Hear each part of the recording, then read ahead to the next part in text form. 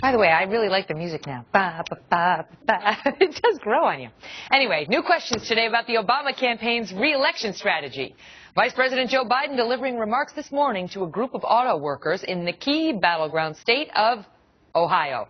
What got the most attention was the choices, I should say, Mr. Biden says voters have to make on Election Day.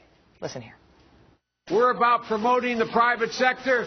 They're about protecting the privileged sector. Ultimately, that's what this election is all about. It's a choice, a clear choice. A choice between a system that's rigged and a system that says everyone will be held accountable for their actions, not just the middle class.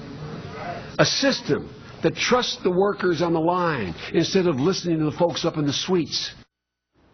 So is the president's re-election team pushing a class warfare message? Simon Rosenberg is the president and founder of NDN. It's a left-leaning think tank and a former campaign advisor for President Bill Clinton. Mark Thiessen is a fellow with the American Enterprise Institute and a former speechwriter for President George W. Bush. Gentlemen, thank you both so much for being here.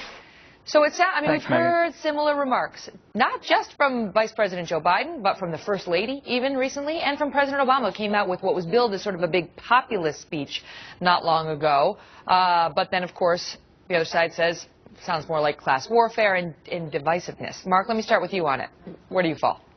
Well, old Joe Biden just can't help himself. I mean, the idea that Republicans are defending a rigged system while the Democrats are for fairness in the private sector is absurd on the face of it. And let me give you an illustration of what a rigged system looks like.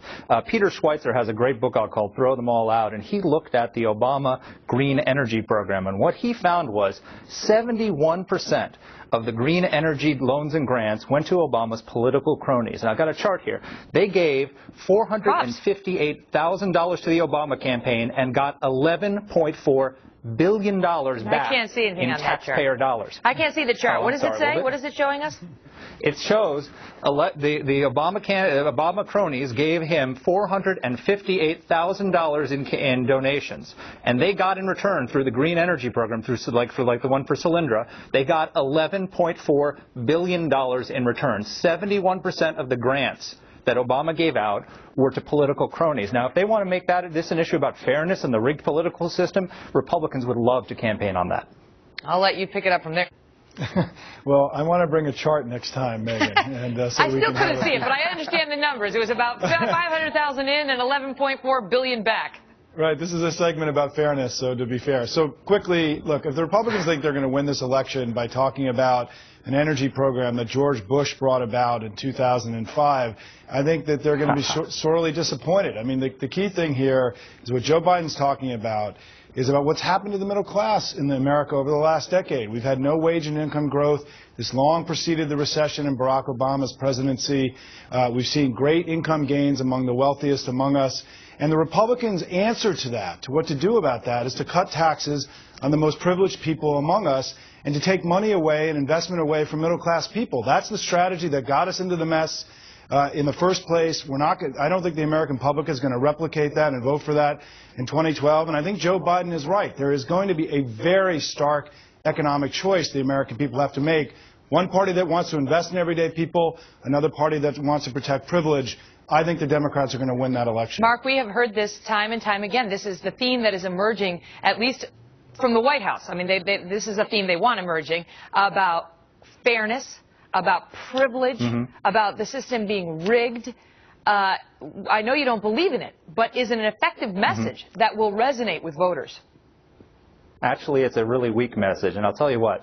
President Obama, if he could, would love to be running Ronald Reagan's 1984 Morning in America campaign all over again this year, except he can't because it's not Morning in America. So what he's stuck with is class warfare. He's stuck with fairness and all the rest of it.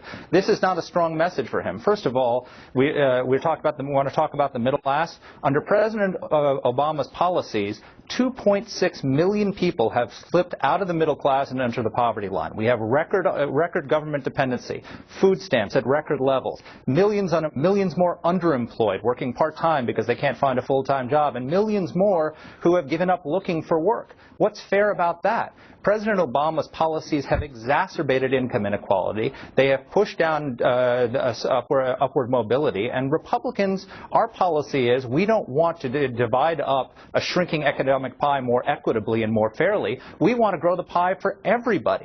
And if the pie is growing, nobody cares about income inequality because everybody's getting ahead. Simon, is this unnecessarily divisive? I don't think so. I think it's an accurate reflection of how people feel about what's actually happened to America over the last decade. And I think where the Republicans and Mark are in a little bit of a bind is you even look at the Fox poll that came out today. More people say that the president has improved the economy than say that he's hurt it. And that's in Fox News' own poll, Megan, that came out today. And let's go through this really quickly, right? The stock market's at a 12-year high. Corporate profits are at historic highs. The auto industry had record profits last quarter. We've seen the unemployment rate drop by 2 entire percentage points in the last 3 years, one of the most dramatic gains in all of American history at any length of time. The economy is clearly improving. The American people clearly feel it to be improving based on your own poll that came out today. And this notion that Obama has failed, that he's made everything worse, the public just doesn't believe that. And so I think that the problem, and it's also not true. So I think the Republicans are going to have to move